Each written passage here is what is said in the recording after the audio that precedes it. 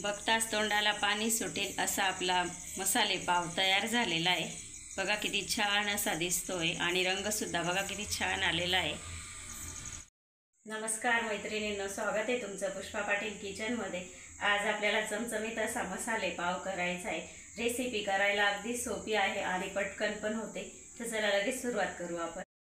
मसाले पावसाठी आपल्याला आधी मसाला तयार करून घ्यायचा आहे। त्याच्यासाठी साहित्य घेतलेलं आहे आपण बघा, एक मोठ्या साईजचा कांदा घेतला आहे, बारीक चिरून घेतला आहे बघा। तुम्ही चॉपरने पण चॉपर करू शकतात, मी तसंच केलं आहे बघा। आणि मीडियम साईजचे 2 टमाटे घेतलेले, ते पण असे बारीक चॉप करून घेतले। अर्धी शिमला मिरची घेतलेली आहे, ती पण बारीक करून घेतलेली आहे। आणि अर्ध बीट किसून घेतलेलं आहे बघा। आणि एक हिरवी मिरची, 7-8 लसूणच्या पाकळ्या आणि अर्धा इंच आलं असं बारीक कुटून घेतलेलं आहे। आणि पावडर मसाले, धने पावडर घेतलेली आहे आणि जिरा पावडर, हळद आणि काश्मीरी मिरची पावडर आणि साधी मिरची पावडर। आणि आपल्याला तूप लागणार आहे। तूपऐवजी म्हणजे बटर घेतात, पण मी घरी बनवलेलं तूप घेतलेलं आहे। आणि तेल, एवढं साहित्य आपल्याला लागणार आहे। तर इकडे आपण कढई ठेवलेली आहे। तर आता आपण तूप टाकून घेऊ।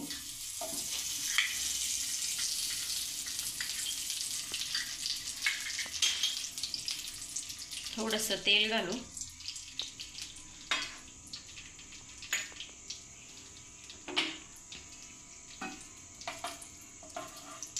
आता याच्यामध्ये आपल्याला कांदा घालून घ्यायचा आहे।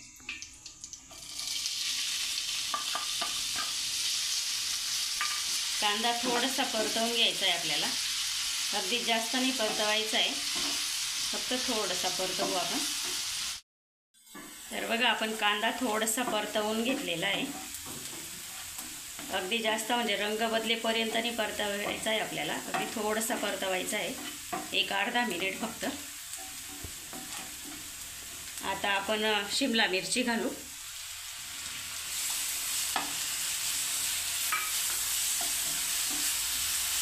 बघा टोमॅटो घालू।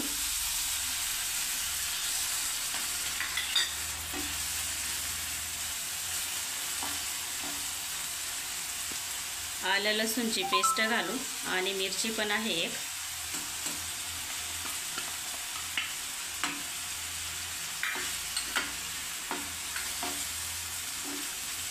तर हे आपल्याला आता 2 मिनिटं परतवून घ्यायचं आहे।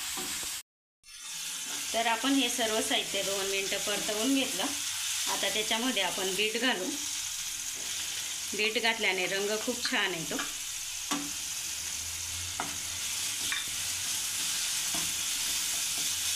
गॅस थोडा कमी करू आपण, कारण आपल्याला आता पावडर मसाले घालायचे त्याच्यामध्ये।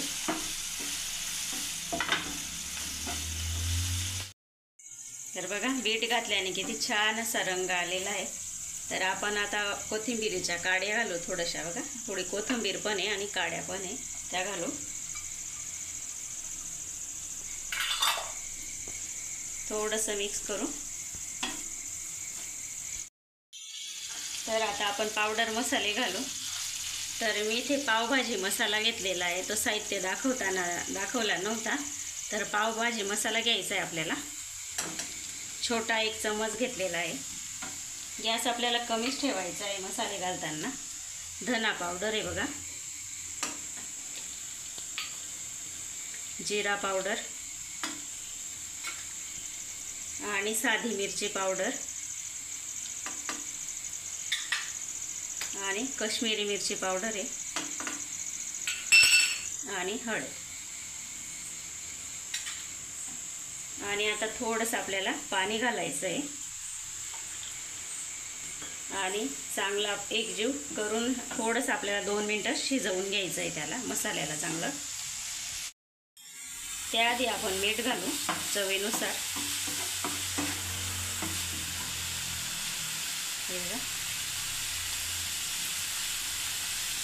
खूप छान लागतो हा मसाला।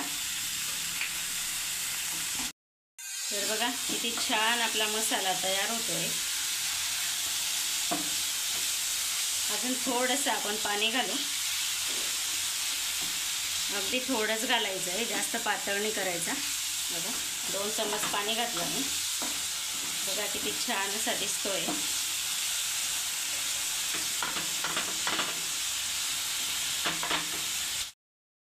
तर तयार झाला आपला मसाला बघा.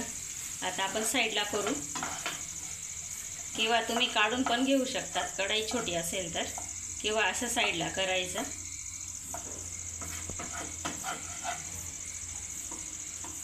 आणि आता इथे आपण परत थोडंसं तूप घालू पाव शेकण्यासाठी.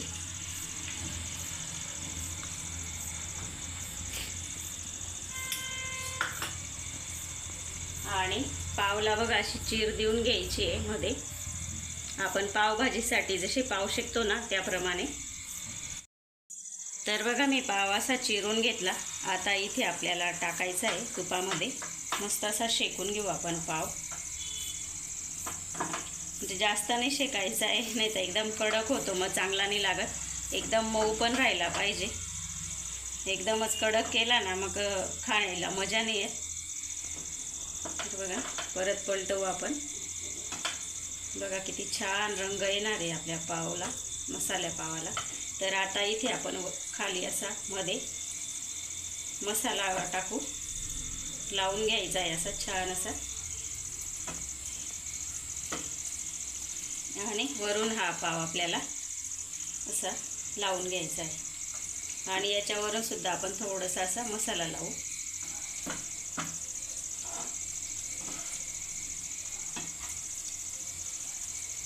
बघा किती छान असा दिसतोय मसाला पाव आपला.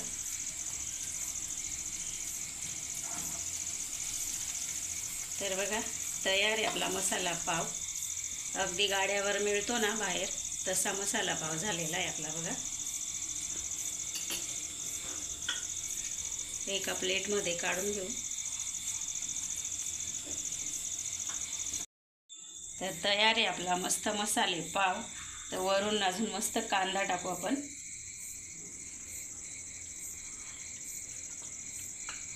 कोथिंबीर. आणि बघा लिंबू पिळून खायचा, खूपच भारी लागतो.